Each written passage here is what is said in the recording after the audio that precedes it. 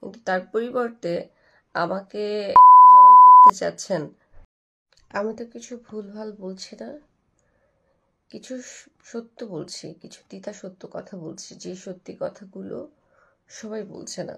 আমার কাছে মনে হয়েছে এখন যে অবস্থা চলছে দেশের, এই অবস্থাতে সত্যি কথাগুলো বলা উচিত, প্রতিবাদ জানানো উচিত। সামনে নির্বাচন, আদৌ হবে কিনা আমি নিশ্চিত না, কিন্তু জনগণ যাতে বিভ্রান্তিতে না পড়ে, কোনো ছলনার মধ্যে এসে যাতে নিজেদেরকে বিলিয়ে না দেয়, দেশটা যাতে একটা ব্যালেন্স পর্যায়ে থাকে, সেই প্রচেষ্টায় আমি যতটুকু জানি, আমার কাছে যেটা ভালো লাগছে এবং যেটা মন্দ লাগছে, সেটাই আমি আপনাদের সাথে শেয়ার করছি। কিন্তু তার পরিবর্তে আমাকে জবাই করতে চাচ্ছেন, সেটা কেন?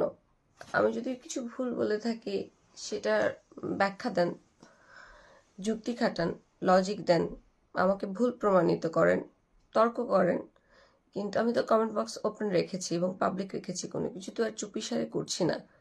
আমাকে বিভিন্ন মানে টেক্সট, 200-র উপরে টেক্সট, এই টেক্সটের মধ্যে 200 টেক্সটেই আছে আমাকে জবাই করতে চায়, আমাকে মেরে ফেলতে চায়, আমি কোথায় আছি আমার ঠিকানা চায়। সেটা কেন? আমাকে যদি মেরে ফেলেন আমি তো মরে গেলাম, কিন্তু আমার মতো যারা আছে তারা কি বসে থাকবে? বসে থাকবে না, সবাই কথা বলবে।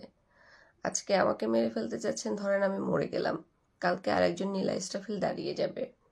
সুতরাং আপনারা যে দুর্নীতিগুলো করছেন সেটা বরং বন্ধ করেন। আর আমি যদি ভুল কথা বলি সেটা লজিক দিয়ে ব্যাখ্যা করেন। মেরে ফেলতে চাওয়া, কেটে ফেলতে চাওয়া, জবাই করতে চাওয়া এটা কোনো সমাধান না। সমাধানে আসেন, দেশটাকে ভালো রাখেন, স্থিতিশীল